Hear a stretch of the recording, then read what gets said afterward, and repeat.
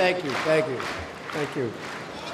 It is a great pleasure for me to join my colleagues. 5 of us will read this policy initiative, but it's more important for you to know that everyone standing with us stands with you, and thousands of Americans not on this platform with us stand with you as well. It's an honor to read this on their behalf.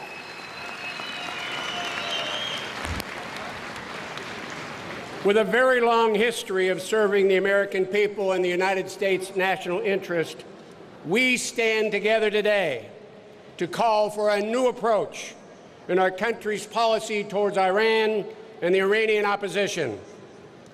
The initiative we publicly announced today is an independent initiative motivated by our concerns for United States national security, as well as justice and opportunity for millions of Arab and Persian citizens whose futures are being shaped by current events, and the unending suffering of the Iranian people who have been deprived of their most fundamental rights for over 35 years under the tyrannical regime ruling Iran.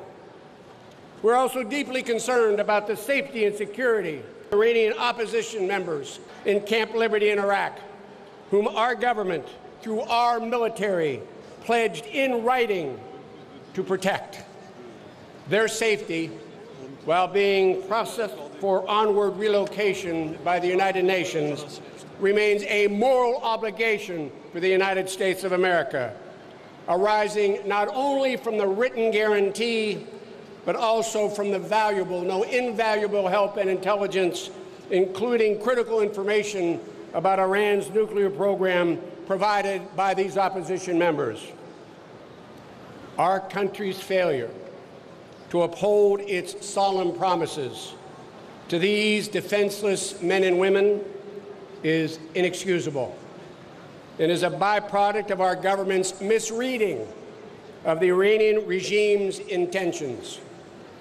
We are united in our understanding of the true nature of the regime in Iran, a subject about which many of our colleagues in Washington seem uncertain.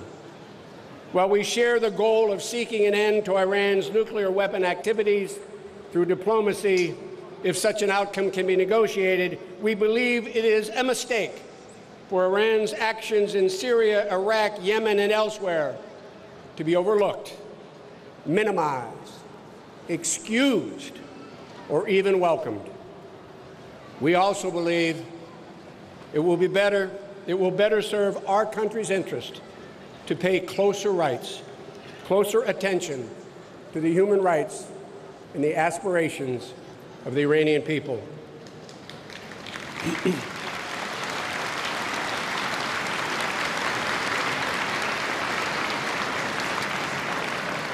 So all of us on stage and thousands of Americans back home today call for an end to the misguided positions of those in Washington who seek to isolate, exclude, or otherwise ignore Iran's largest, most established, and best organized political opposition, the National Council of Resistance of Iran, led by Mrs. Maryam Rajavi.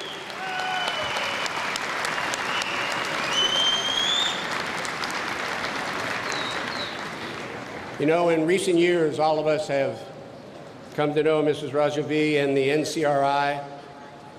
And frankly, I think we know the resistance far better than many in Washington who believe that the NCRI should be kept at arm's length for one reason or another. We call today as well for immediate pressure by our government on the government of Iraq, which I might add depends on United States military and financial aid, to end the systematic torment of the MEK members still in Iraq that has thus far resulted in 142 deaths. And we call on Iraq to end the consistent denial of livable health, sanitary, and nutrition conditions. Thank you.